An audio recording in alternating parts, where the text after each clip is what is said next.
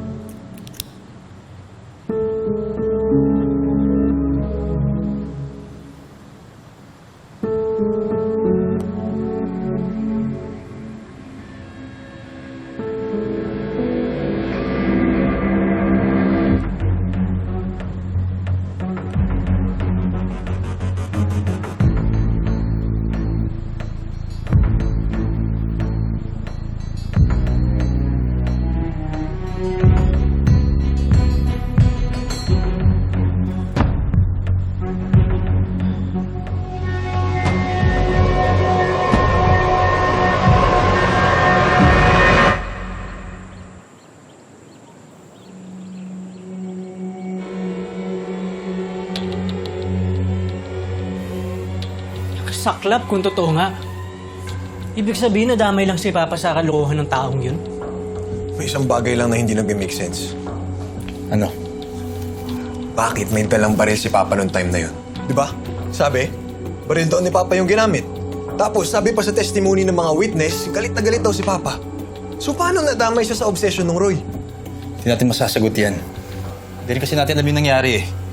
Sa tagal natin di umuwi dito, marami na tayong di alam kay Papa o kay Tito Fred. Pero kung sinabi na si Roy ang pumatay, ibig sabihin totoo ang pagkakaibigan ni Papa at Tito Fred. At itong pakikipagmatigasan natin sa mga Almazan. Feeling ko hindi talaga natin dapat ito ginagawa eh. Hanggang ngayon, nasa panganib pa rin ang buhay ni Jade. Hindi ba dapat nakikipagkasundo na tayo ng totoo sa mga Almazan?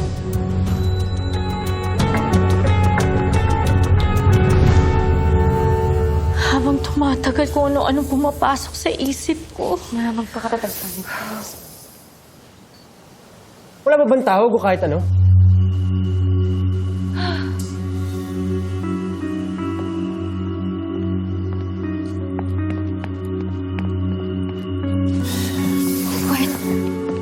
Wait, Edward!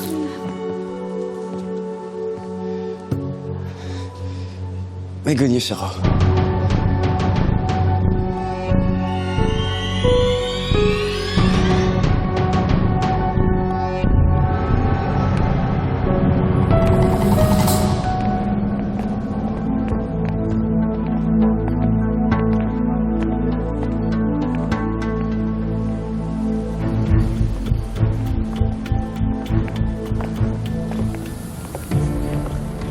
Sa bigat ng lahat ng pasa ni Jade, sana hindi na tumadagdagan pa ng sakit.